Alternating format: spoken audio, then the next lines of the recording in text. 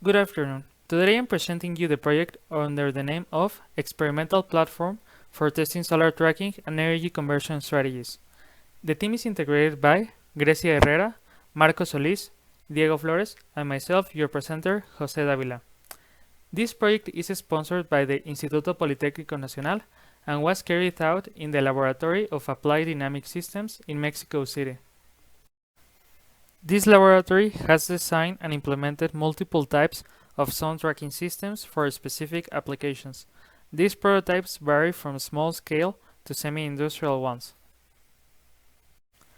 Solar tracking systems are fundamental to improve the efficiency of solar energy technologies, such as PV, CPV, thermoelectric systems, and hybrid systems, requiring high tracking accuracy to yield high energy conversion efficiencies, increasing the energy consumption of the sound tracking system.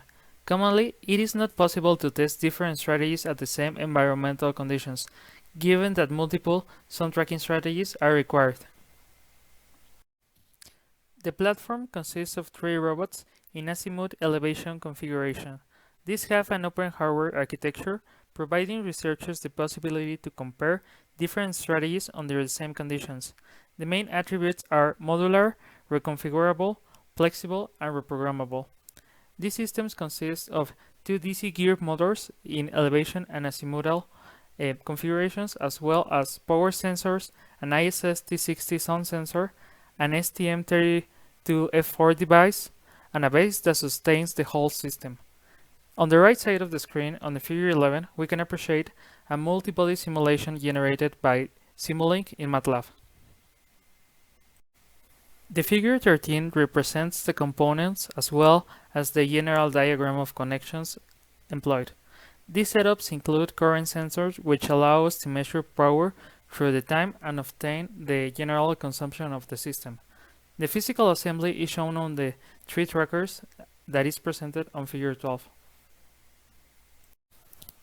In order to test the functionality of the platform, 2 control strategies were implemented along with the 3 programmable devices. Out of PID and PD control strategies, PID had the least mean angle error as appreciated on figure 14.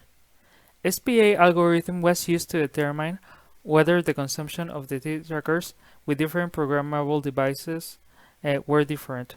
Out of this, the STM32 Nucleo was the one with the lower energy consumption. Consumption H represents the consumption of the whole system without the programmable device, including the motors, as stated on figure 15.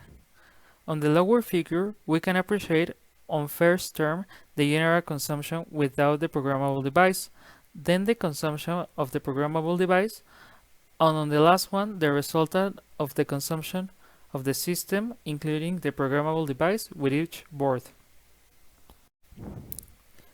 To sum up, PID was the control strategy that had the lowest tracking error. STM32 Nucleo was the board with the lowest energy consumption of all. Tracking and energy saving strategies can be developed and tested.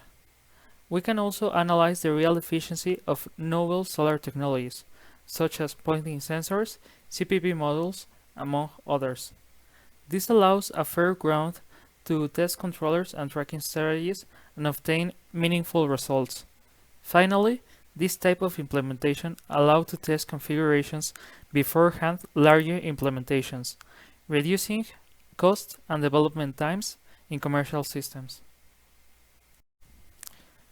This work was supported by the Secretaría de Investigación of the Instituto Politécnico Nacional under grants SIP 2019-6855, SIP 2020-0944, SIP 2020-1768, and SIP 2021-0266. And the reference are listed below. Thank you all for your attendance.